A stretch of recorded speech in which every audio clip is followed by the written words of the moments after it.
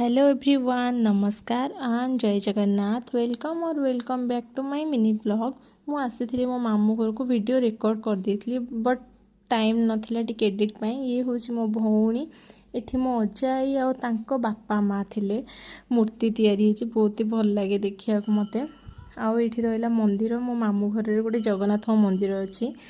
तो ये हूँ मो 3 नंबर माई आ पछरे मो मामा मो भौणी आसते। माई आमको नहीं आसले सरबत पीवाई, जेहेतु गरम एत हो माई कहले चल टे सरबत पीके आसवा। तो समस्ते आम आसी जाइलु सरबत पीवाई।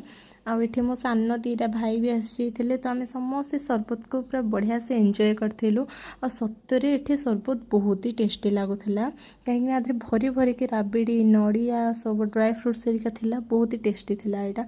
तापर आम पलि आसलु बाजार कोलकाता।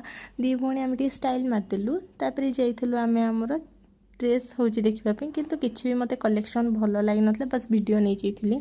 तापर घर को फेरला बेलू देखला बेलू भाई आनी देइछि गुपचुप। गुपचुप देखिए सब भौणी मैंने पूरा बस पड़ू लगे पूरा खाया। माई सेपटे दौ था आम एपटे सब भौणी मैंने खाऊ खाई पीके आसी शोवा। बस एतिक रहा वीडियो। रही नमस्कार, जय Jagannath. Thank you for watching.